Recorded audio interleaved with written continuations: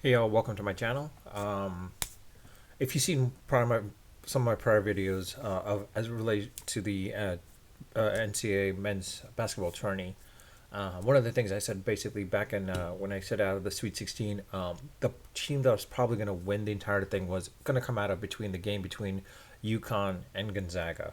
UConn winning by double digit points against Gonzaga, lead eight, out of the lead eight, sorry, out of the lead eight, and then basically from there, they went into the final four. Now they're in the finals. The one thing that's still a surprise is San Diego State, UC San Diego State, as well as FAU being in the final four. Those two teams being in the final four, which is a little bit of a surprise, to be quite honest. But more often than not, more reality is basically I think it comes down to the fact that Alabama, they were eliminated, but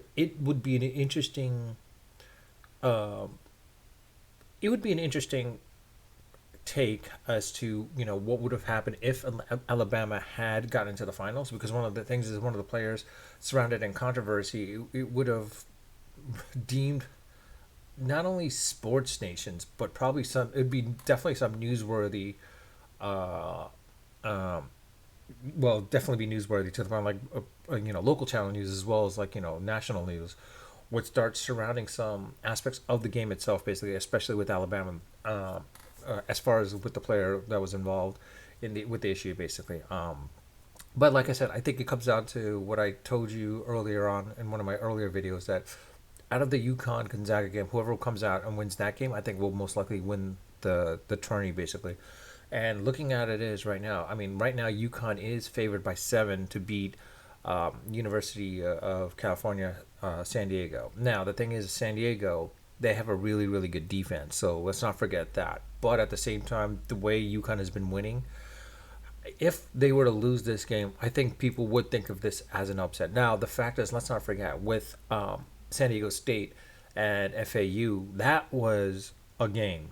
I mean, coming down to the literally the last second, basically the last shot, FAU had the shot to get into the finals. Um, Unfortunately, it was a case where like I don't think anyone anticipated it to be that close of a game, to be honest, because FAU being pretty good defensively. It was the fact that San Diego's defense was much more better, but at the same time, no one thought that FAU, FAU, be Florida Atlantic would have actually kept it that close down to the down to the final shot, basically. I Let's give props to them. Basically, they deserve to be in the final four based on what they did and how they got there. The question is like, would Alabama, had they not lost the play and all the stuff that had occurred, the distractions, such, if they were in the Final Four, would FAU had gone to them at that point? I don't think so.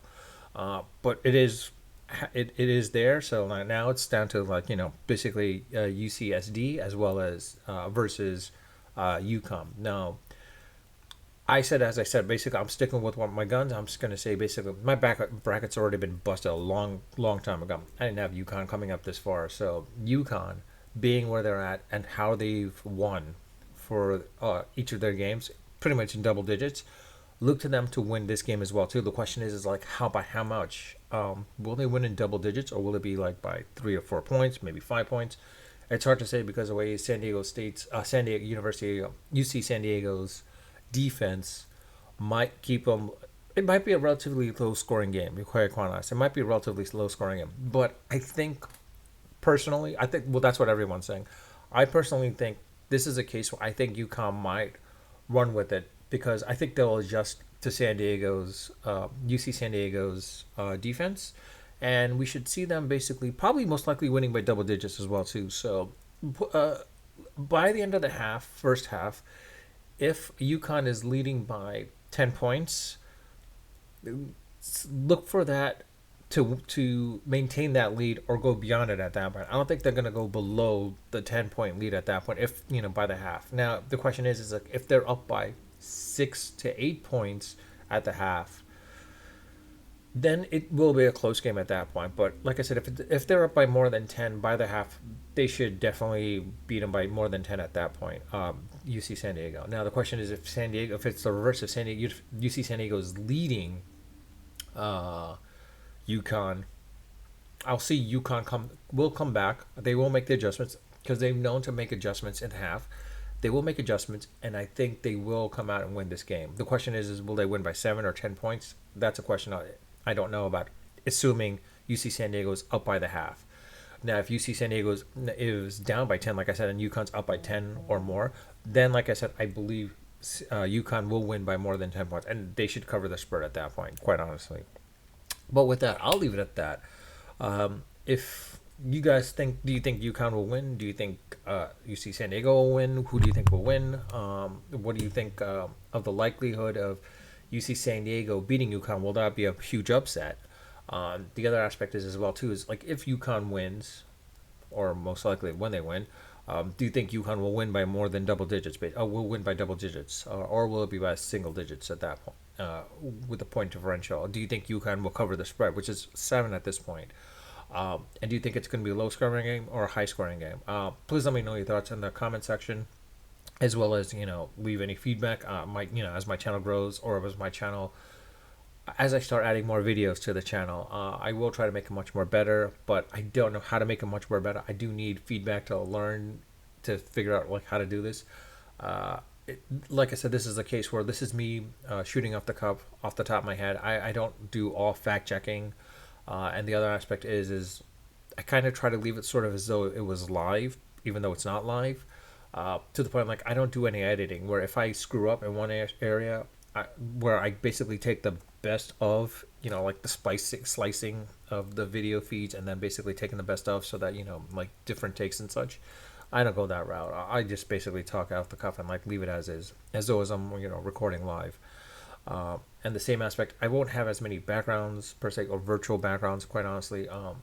Not that much of an expert. I'm still learning on that as well too. But also at the same time, when doing more sport, you'll be seeing more and more relative aspects of sports, with most likely the Mets, of course, down the line as well too, and how some issues are occurring and such. But anyways, with that, I'll leave it at that. But again, if you do enjoy my channel, do enjoy my videos, please subscribe if you haven't subscribed, and if you like my video, this video that is, please hit the like button. If you don't, you're welcome to hit the dislike button. But again, like I said, I do welcome comments and criticism in the comment section. I do read my comments. I'll let you know that I do read all my comments, and I do respond to them, specifically for these long form videos. Basically, any of my shorts, I don't really read as I don't see. I see the comments, but sometimes there's no need to comment to them, respond to them. But in this case, this one, I will see them, I do read them, and I do respond to them. But with that, I'll leave it at that. Unfiltered, unedited, and unrehearsed. Until next time.